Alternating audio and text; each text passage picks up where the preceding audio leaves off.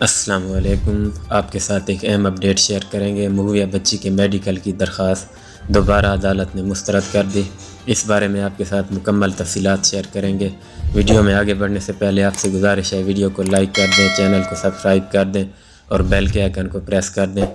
ناظرین، جیسا کہ آپ کو معلوم ہے کہ آج مغویہ بچی کے کیس کی پیشی تھی اور جبران ناصر نے کمسن مغویہ کا میڈیکل کرانے کی درخواست دے رکھی تھی، لیکن آج دوبارہ جج صاحب نے وہ درخواست مسترد کر دی اور بچی کا میڈیکل کرانے کی اجازت نہیں دی۔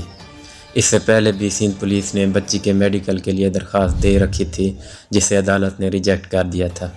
اب جبران ناصر صاحب کے پاس ایک ہی آپشن بچا ہے کہ وہ اس فیصلے کو سندھ ہائی کورٹ میں چیلنج کر دیں اگر بچی کا میڈیکل کرانا اتنا ضروری ہے۔ بچی کا میڈیکل کرانا اتنا ضروری کیوں ہے اور ظہیر کی لیگل ٹیم اس کی کیوں مخالفت کر رہی ہے، تو اس بارے میں آپ کو بتائیں گے کہ MLO سے بچی کی جسمانی حالت کا پتہ چلے گا کہ اس پر کوئی تشدد تو نہیں کیا گیا یا اس سے کوئی منشیات تو نہیں دی گئی، کیونکہ بہت سے لوگ جو بچی کو میڈیا پر دیکھتے تھے تو یہی خدشہ ظاہر کرتے تھے کہ بچی کو ڈرگز دی جا رہی ہے۔ سب سے اہم بات یہ ہے کہ جیسے جیسے وقت گزرتا جائے گا بچی کو جو بھی ٹیسٹ کیے جائیں گے ان کا نتائج درست نہ آنے کا خدشہ ہے، اس لیے ظہیر کی لیگل ٹیم طبی معائنے کی مخالفت کر رہی ہے۔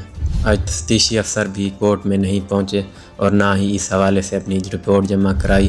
اس حوالے سے عدالت کیا حکم نامہ جاری کرتی ہے وہ آپ کے ساتھ شیئر کریں گے۔